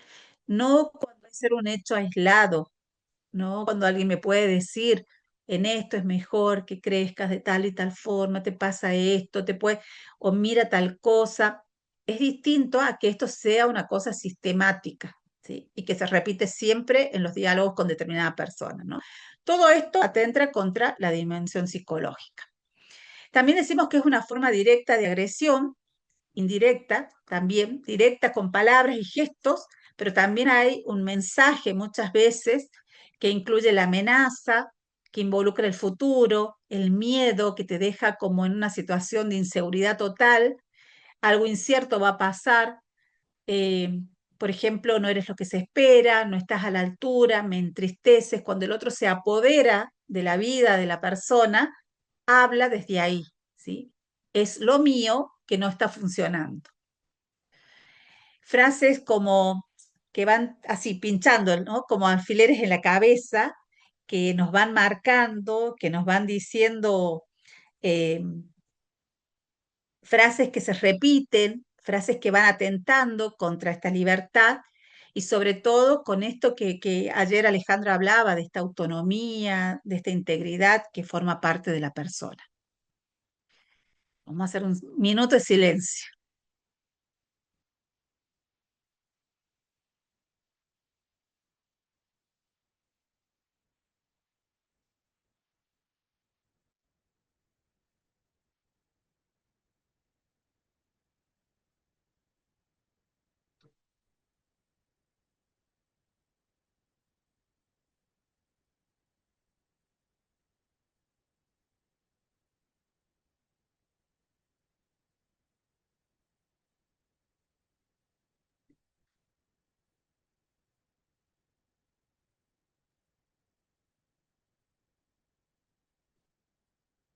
Incluyes gestos, miradas para abajo, suspiros, mover la cabeza, pequeños gestos devaluadores que dan mensajes de poco valor al otro. Vamos a ver qué hacemos contigo, voy a ver si puedo hablar para que no te vayas. Eh, Esto como que a veces la experiencia de esto es como cuando a uno lo dejan en ascuas. No sé si entienden esto, como que estamos ahí, ¿no? Como la experiencia como de estar en un limbo, en un estado que no se sabe dónde la persona está, y esto produce mucha inseguridad.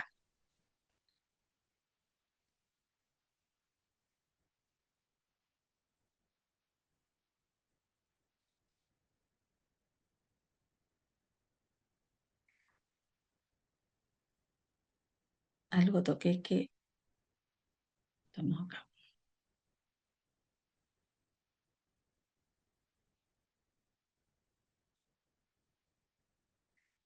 Entonces, cuando nosotros hablamos de la conciencia es esto, ¿no? Es la libertad, es el pensamiento, es la afectividad y la conducta de un sujeto que realiza en base al deseo, a la voluntad o al discernimiento, ¿no?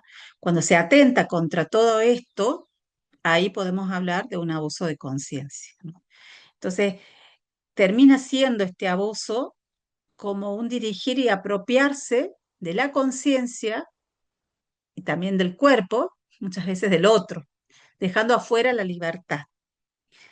Y entonces ahí encontramos como lo vemos a veces graficados como en ese parasitismo, ¿no? Donde se instala en la conciencia de la otra persona, se reina, se controla, y en este terreno se vive en la conciencia del otro. No tiene capacidad de decisión, no tiene capacidad de libertad. Hemos escuchado muchas veces personas que han vivido esta situación, por ejemplo, consagrados o consagradas, que al salir de la congregación dijeron, no sabía ni cómo vestirme, no sabía qué color me gustaba, porque siempre me tenía que gustar el blanco y el celeste porque eran los colores de la Virgen. Eh, entonces, o el plagio, como el otro termina siendo una fotocopia del que abusa y empezamos a ver esa cosa en serie, que todos tienen los mismos modales, todos se ponen de la misma forma Recuerdo alguna persona también que estuvo, voy a cerrar una ventana. Recuerdo alguna persona que decía, a nosotros nos enseñaron a poner este pañuelo de esta forma porque en nuestra congregación el pañuelo se pone de esta forma. Y ahora que lo pienso con mis años, decía esta hermana, me doy cuenta que el pañuelo no se pone de esa forma solamente, que hay muchas otras formas de ponerse el pañuelo y me lo pongo ahora de la forma que quiero, ¿no? Esto, que quizás por ahí lo hemos visto o lo vemos por ahí instalado, porque siempre mirar para afuera es más fácil que mirar para adentro, entonces cuando encontramos esta cuestión en serie, abrir el ojo. Desde la víctima, ¿qué le sucede? Implica una pérdida de libertad, de confusión, de enajenación del sentimiento de sí misma y de la experiencia con los otros. Se le entrega el poder a la otra persona para que sienta y decida por mí. Lo que usted diga, como usted lo dice, cuando se le entrega permanentemente la palabra al otro. El abuso de poder, de conciencia y el espiritual se dan en el campo de la obediencia, pero también en las relaciones pastorales. Por eso yo le decía, mirémonos a nosotros mismos, que alguna vez podemos actuar desde esta forma.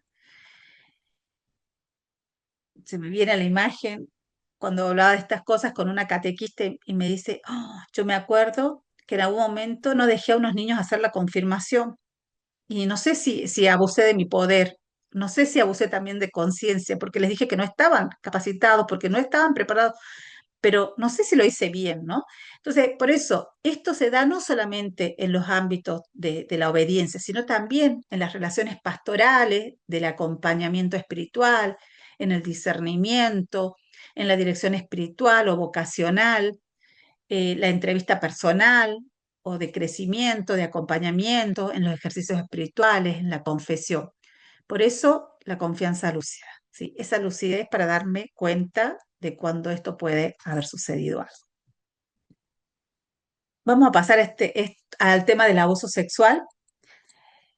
Como definimos el abuso sexual, como toda conducta de naturaleza sexual que está presente en los hechos y en los dichos, a los que se expone a una menor de edad o a una persona vulnerable, donde no está en condiciones de elegir, discernir o protegerse, porque no cuenta con los recursos para hacerlo, porque está viviendo una situación de vulnerabilidad o porque está en una situación de desventaja o de indefección, porque en un niño es mucho más fácil ver cuando esto ocurre, ¿no? Pero con o sin violencia física y psicológica directa o implícita, el abuso siempre es violencia, siempre va a ser violencia. Las víctimas no llegan a ser conscientes de todos los daños que le trae esta situación de trauma.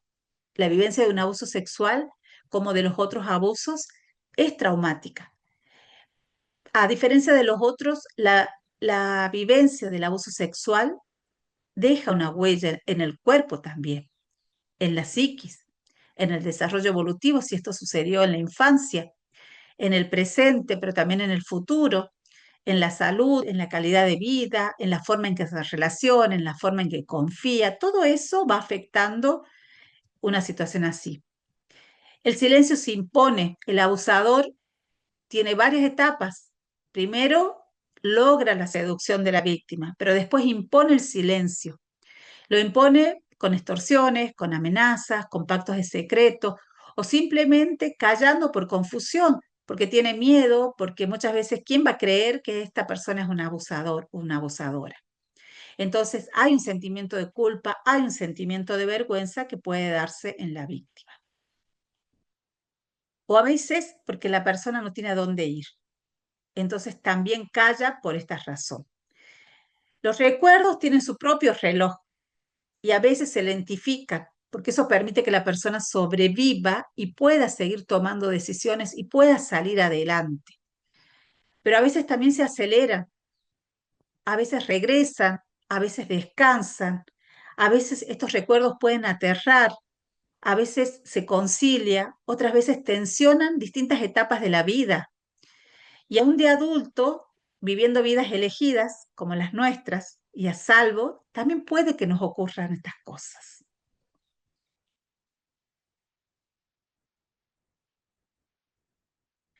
Por lo tanto, si esto ocurre, hay que encontrar la propia voz, hay que tomar conciencia de lo vivido. También asumir que si esto sucedió en mi vida, también forma parte de mi biografía. También puedo hablarlo, puedo ponerle nombre, y esto no quiere decir que siempre voy a quedar atrapado ahí. Hay procesos que me permitirán trabajar este trauma vivido. Hay procesos en que podré llegar, si lo hablo, si le pongo nombre, podré llegar a un final donde pueda transformar la experiencia vivida. Pero hay muchas víctimas que al revisar su vida con esto y al no haberle puesto nombre, muchas veces se convierten en una información que es perturbadora. El duelo por lo que fue o nunca llegó a ser, el cuidado que debieron darme, que no lo tuve, los vínculos que se dieron muchas veces con doblez, con perversión. Entonces, todo eso genera en la persona un daño que, si no lo habla, no es fácil vivir en paz con esto, ¿no? Por eso contar lo vivido puede tomar años y puede darse en distintas etapas de la vida. Y acá pueden darse muchas variables para que una persona ponga en palabra lo vivido. No hay un patrón único, pero es cierto que cuando se empiezan a aumentar los testimonios y las víctimas entran en la adultez, quizás sea más fácil por ahí develar una situación vivida. Yo he conocido personas mayores, adultos mayores de 65 años, 70, 80, que a esa edad recién pudieron sacarse esto que traían y que los acompañó durante toda la vida y que no sabían por qué estas cosas se daban, ¿no? Las huellas del abuso, todas las víctimas van a sufrir, sufren de manera diferente, porque según cómo se van dando, digamos así, cómo fue dándose la situación del abuso, eso agregará, sumará la experiencia vivida. A nivel más íntimo, pueden sufrir las vivencias de una sexualización traumática, de una sensación de traición, de impotencia, de estigmatización. No voy a ahondar en esto porque no nos va a dar el tiempo y me gustaría si hay por ahí algunas preguntas que las pudiéramos aclarar. Todos nosotros siempre nos encontramos con páginas en blanco cuando abrimos algún cuaderno nuevo o cuando damos la vuelta de un cuaderno que ya usamos y quedan todavía hojas, hay páginas en blanco, ¿no? Y porque quedan páginas en blanco en la vida de muchos de ustedes, la pregunta es, ¿qué quieres escribir en tu página en blanco? ¿Sí? ¿Qué quieres trabajar? ¿Qué quieres ver de todo esto que hemos dialogado, digamos, charlado en estos momentos, ¿no? ¿Qué quieres dejar escrito en tu página en blanco de todo lo que puede venir, ¿no? Desde esa experiencia de, de que puedo, de que puedo ser yo también una persona que cometa un abuso si es que no sé cuidar los ámbitos de relación, si es que no trabajo aquellos elementos de mi personalidad que son necesarios trabajar, ¿sí? O si yo he vivido una situación de abuso, poder poner nombre, poder elaborarlo, poder asumir, poder incorporarlo en la propia biografía, también es parte de lo que puede surgir en la página en blanco de cada uno. Hasta acá vamos a llegar para poder juntos aclarar algunas dudas, algunas preguntas. Había una pregunta que la leí antes cuando estaba Joao, que decía si esto también lo damos a los formadores. Nosotros tuvimos hace un par de meses, en julio, y tuvimos en República Dominicana un seminario para formadores. Vino mucha gente, hablamos muchas de estas cosas, así que los que fueron de sus formadores a esta instancia pueden dialogar, creo, abiertamente con ellos, ¿no? Que también eso es bueno, poder charlarlo a estas cosas con la comunidad. Bien, agradecemos a la hermana Verónica por el compartir que ha hecho con nosotros de estos temas tan importantes. Y como bien decía la hermana, hay algunas preguntas que están por ahí en el chat y vamos a ir leyendo algunas para ir profundizando un poco en la reflexión. Por ahí nos preguntaban, creo que es importante también. Una hermana decía, ¿cómo podemos asumir esa frase que tantas veces hemos escuchado y que repetimos seguramente en alguna ocasión? El que obedece no se equivoca. ¿Cómo, qué hacemos con esa frase? Sí, sí, sí, ¿cómo lo asumimos? ¿Cómo lo La entendemos? Que contextualizamos primero, porque yo esa frase creo que la escuché a mis hermanas que tienen 80 años, que se lo decía su formadora. Tenían un contexto. Hoy tenemos otro contexto. Hoy tenemos otros elementos para poder discernir. Si yo en un espacio de obediencia puedo expresarme libremente y puedo decir, no sé, supongamos un traslado, y yo puedo dar las razones por las que creo que me tengo que quedar, lo recé, lo vi, que era esto, lo expongo a la madre provincial, por decir algo. Y la madre provincial me dice, de todos modos, te necesitamos. ¿Sí? Y quizá está el concepto este de que si te obedeces no te vas a equivocar. Y bueno, yo no me equivoco obedeciendo y diciendo eso. ¿Por qué? Porque yo hablé, porque yo pude expresarme, porque pude decir mi parecer. Y después obedezco. ¿Puede que los superiores se equivoquen al dar una obediencia? Sí, puede ser. Esto puede ocurrir. ¿Sí? Pero yo creo que cuando nosotros tenemos esa instancia de poder dialogar, después obedecer es más fácil, si esto se da. perfecto.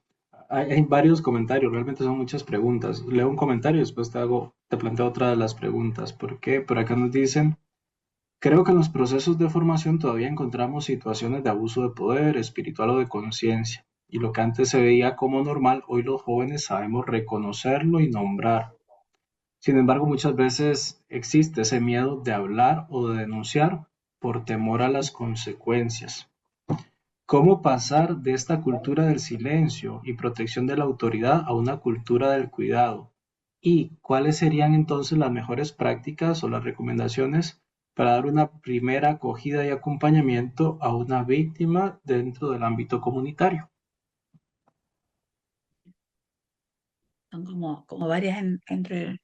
Por un lado, decirles que nosotros estamos en el proceso de la cultura del cuidado. Queremos instaurar esta cultura nueva. Las culturas no se cambian de la noche a la mañana. Se cambian con paciencia, pero con acciones. Ustedes son una nueva generación. Ustedes dicen que no se callan. Entonces, busquen también en su actuar hacer las cosas mejor que las generaciones más viejas que somos nosotros. ¿Sí? Si empiezan con eso, tenemos el 50% de la película vista. Pero ¿qué hacemos cuando nosotros notamos que puede haber situaciones en las que se pueda dar el abuso? Hay instancias para hablarla. Si yo reconozco que en mi espacio este tema se está dando y no lo puedo dialogar, habrá alguna hermana de la congregación, un hermano de la congregación que quizás me pueda abrir la posibilidad de la confianza para hablarlo.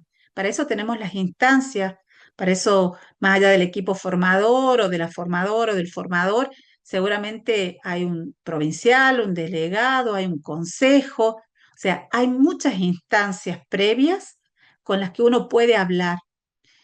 Y no hay que esperar hasta que las cosas ya no den más. Cuando yo veo algo, yo hago le hacen esa pregunta, creo. Yo siempre digo, el instinto nos dice lo que, ese instinto natural nos dice lo que está bien de lo que está mal, pero hemos disminuido esa capacidad de darnos cuenta porque quizás intelectualizamos o le ponemos otras cosas. A mí el instinto me sabe y me dice, esto no está bien, pero no, ¿qué nos pasa? Nos guardamos eso porque tenemos miedo de expresar. Cuando yo siento y percibo que hay algo, un ambiente que no está bueno, que es poco sano, que es poco saludable, pónganle nombre, revísenlo. Puede ser que nosotros seamos los que estamos mal y estamos proyectando algo hacia afuera, pero si hay algo, a veces decimos esto huele mal, pónganle un nombre. ¿Qué huele? ¿A qué huele? ¿sí? Y entonces busque sacar el contenido de qué es ese olor, digamos, así, de eso que huele mal. Son relaciones exclusivas, hay maltrato, hay un tema con el dinero, hay una dependencia emocional. Búsquele el nombre, póngale el nombre. Y así es mucho más fácil poder decir, porque muchas veces cuando vamos a estas situaciones y hablamos con la comunidad, y la comunidad decía, yo me acuerdo hace unos casos, y la comunidad decía, es que las hermanas mayores no querían a esta persona. Y ya nos dábamos cuenta. ¿Y qué hicieron las mayores? No hablaron, nunca dijeron nada. Entonces, eso que por temor a veces no lo hacemos, hay que pensar, y si el otro está viviendo lo mismo que estoy viviendo yo, ¿sí? Y que lo vive con el mismo dolor, entonces ahí hablar. Nuestras congregaciones, bueno, mañana se los va a decir Daniel, pero todas nuestras congregaciones deberían tener una oficina de escucha, una oficina de recepción de informe o algo así, porque eso lo pide el documento Vos Extelus Mundi, ¿no? Ese otro capítulo, ya. No me quiero Muchísimas gracias, hermana. resolver mañana. Se nos está acabando el tiempo. Una última pregunta muy práctica, muy concreta. Dice, en las etapas iniciales de formación, aspirantado, noviciado, postulantado, etcétera, ¿puede el equipo formativo prohibir a una formanda tener dirección o acompañamiento espiritual? ¿Dónde están los límites entre lo que corresponde que sea regulado por el proceso y el derecho de la persona a contar con un acompañamiento espiritual que favorezca el discernimiento? Hay dos documentos que son importantes conocerlos. Por un lado, todas nuestras congregaciones tienen sus reglas o sus constituciones. Por lo general ahí viene expresado estas cosas. Pero también existen los planes formativos. Entonces, en los planes formativos debe decir algo de esto. Pero todos, si no me equivoco, mañana se lo pueden preguntar también al padre Daniel, yo creo que todos tenemos la libertad de poder elegir quién quiero que me acompañe espiritualmente, salvo que esté en una etapa o en un momento donde tal vez me digan, estas son las personas que acompañan o estas son las personas que... pero todo eso tiene que estar fundamentado en la ratio, que es el plan formativo, y ahí como confrontar con estas cosas, ¿no? Yo entiendo también, mañana lo van a ver a esto con el padre Daniel, al tema de la libertad, ¿sí? Y cómo el derecho canónico garantiza algunas de estas cosas, pero nuestras constituciones están basadas también en el derecho canónico. Entonces, todo eso tiene que estar escrito, ¿no? Excelente. Sí, como dices, mañana se profundizará a más detalle los temas legales y canónicos, ¿verdad? En torno a esto del abuso y demás dinámicas, ¿no? De lo que hemos venido hablando. Vamos a ir cerrando porque ya se nos acaba el tiempo y tenemos que concluir, ¿verdad? Mañana continuaremos.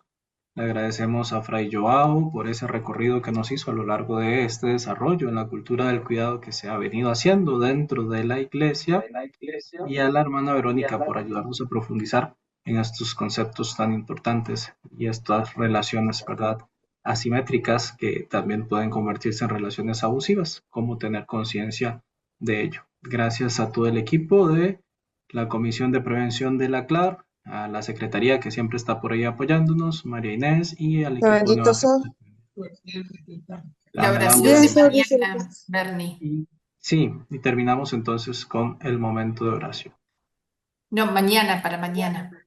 Ah, perdón, que hay que definir quién nos va a ayudar con la oración mañana. ¿Así es? ¿Sí?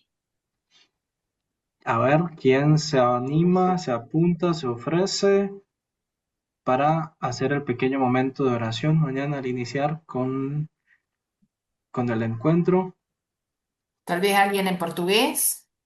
Tal vez alguien en portugués, dice María Inés. Somos 146, todos religiosos, religiosas, entonces no falta la costumbre de la oración. ¿Quién se anima? Hermana María Elena.